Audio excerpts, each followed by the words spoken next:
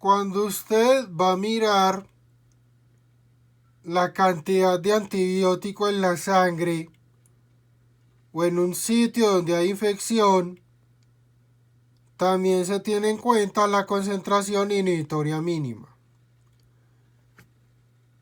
Si los niveles del antibiótico están debajo, esta que está acá es la mínima, si el nivel del antibiótico está por debajo, el antibiótico no sirve, no actúa, no está en suficiente cantidad para tener efectos sobre la bacteria. Entonces acá no había antibiótico, debería salir de aquí, pero bueno, acá no hay antibiótico, se absorbe el antibiótico, llega a la sangre. Y como acá están mirando una sola dosis, baja y se elimina. Mientras esté por debajo de la mínima, no tiene efecto. Cuando está por encima de la mínima, concentración inhibitoria mínima, ahí es donde el antibiótico tiene el efecto. Entonces el antibiótico debe estar un tiempo, debe estar en algún punto por encima de esa concentración inhibitoria mínima, y ahí es donde tiene efectos sobre la bacteria. Entonces eso también se refleja en la parte de farmacocinética en el paciente.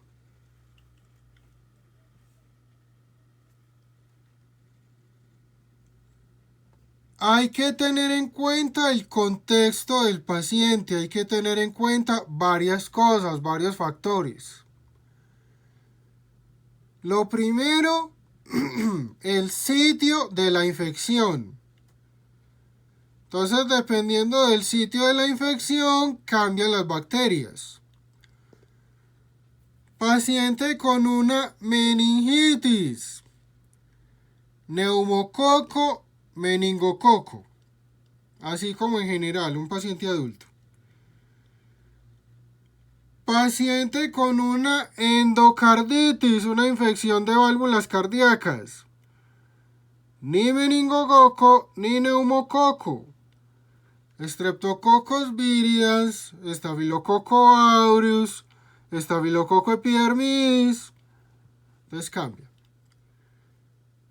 Tengo una infección en piel. Staphylococcus aureus es una de las causas. Tengo una infección en pulmón. El Staphylococcus aureus generalmente allá no se ve, salvo que haya un factor adicional. Entonces un paciente con una neumonía, probablemente yo vea neumococo, vea micoplasma, vea legionela, clamidia o clamidófila, y esos no van a estar en piel. Entonces el sitio de infección me cambia, me modifica cuáles son las posibles bacterias asociadas. También es muy importante, dentro de los factores del paciente, si es una infección que se adquirió fuera del hospital o que se adquirió adentro de un hospital. Entonces es extrahospitalario, intrahospitalario. Y las infecciones intrahospitalarias se denominan infecciones asociadas al cuidado de la salud. En otra época también se utilizaba el término nosocomiales. Una infección intrahospitalaria es una infección más grave, comillas. Voy a tener bacterias que antes se han expuesto a antibióticos del hospital. Va a ser más difícil el tratamiento. tengo más riesgo de que la infección sea por bacterias resistentes a uno o más antibióticos. ¿Cuándo habla usted de que la infección es del hospital? Cuando los signos de infección aparecen después de 48 horas de que el paciente entró al hospital.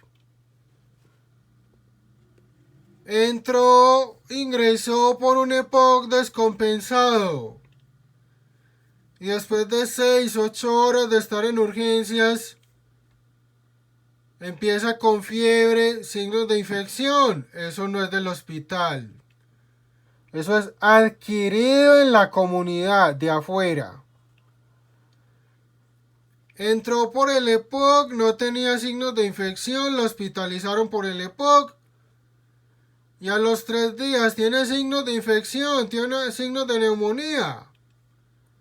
Esa infección es asociada al cuidado de la salud.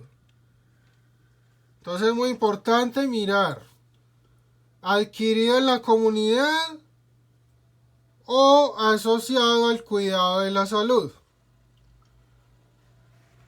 Otros factores.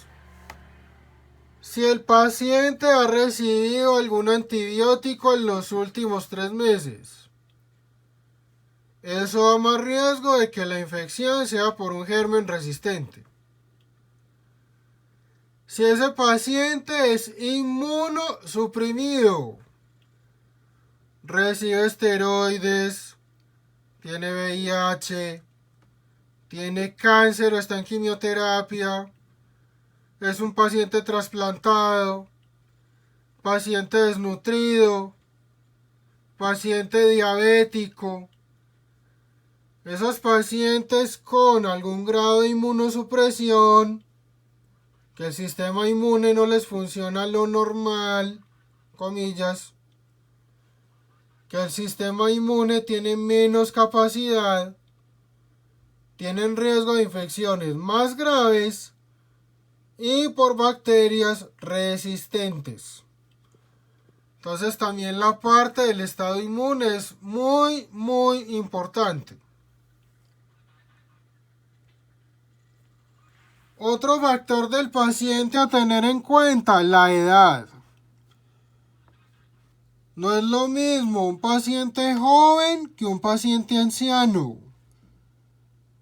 Los pacientes ancianos en alguna medida y lo mismo los neonatos en alguna medida son, comillas, como inmunosuprimidos. Entonces tienen riesgo de infecciones más graves y por bacterias resistentes a varios antibióticos. Tengo 2 pacientes. Ninguno de los 2 pacientes tiene más factores de riesgo, simplemente tienen diferencia en la edad.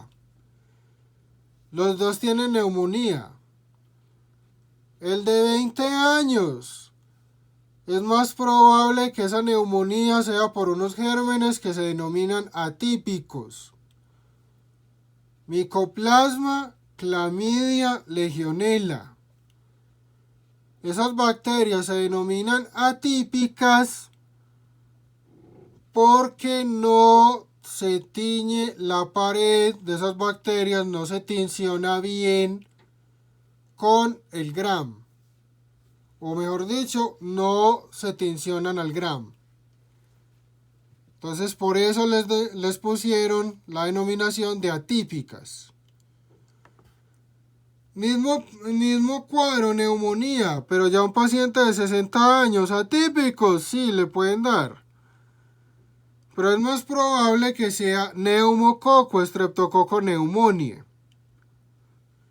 Al de 20 años le puede dar neumococo, sí. Al de 60 años le pueden dar atípicos. No es común, pero sí. Entonces, con la edad, aunque sea el mismo sitio de infección, me pueden cambiar las bacterias asociadas al cuadro. También es importante mirar comorbilidades del paciente, función hepática, función renal, otros medicamentos que reciba el paciente. Entonces hay que mirar las condiciones de base, comorbilidades, inmunosupresión o no, edad del paciente, sitio de la infección, si la infección es intrahospitalaria o es adquirida en la comunidad, si el paciente ha recibido antibiótico reciente, si es un tipo de infección que esa repetición ya le ha dado varias veces o es la primera vez que le da. Y también hay que mirar factores del antibiótico, del medicamento, riesgo de toxicidad, riesgo de interacciones y lo último que usted va a mirar en un mundo ideal es la parte del costo. Entonces usted idealmente va a administrar un tratamiento según lo que el paciente requiera. El costo pues idealmente sería lo último que usted va a mirar o que va a tener en cuenta. Tengo entonces dos tipos de tratamiento. Un tratamiento dirigido, y en el tratamiento dirigido yo tengo un aislamiento.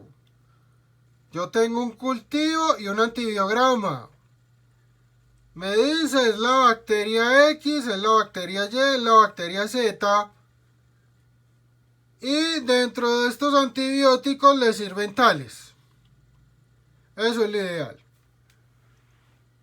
Vida real.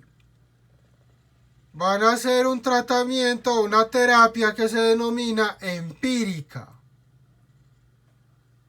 En el tratamiento empírico no tengo aislamiento.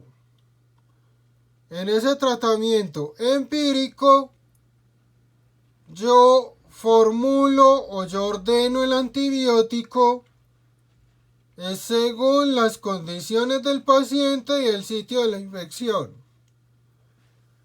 Entonces yo tengo un paciente con una celulitis, una infección en la piel, no tiene absceso, no tiene drenaje, no tiene pus. Yo no tengo forma de hacer un cultivo que sea confiable. ¿Qué hago yo? Le hago el tratamiento pensando en las bacterias que son las que causan más celulitis.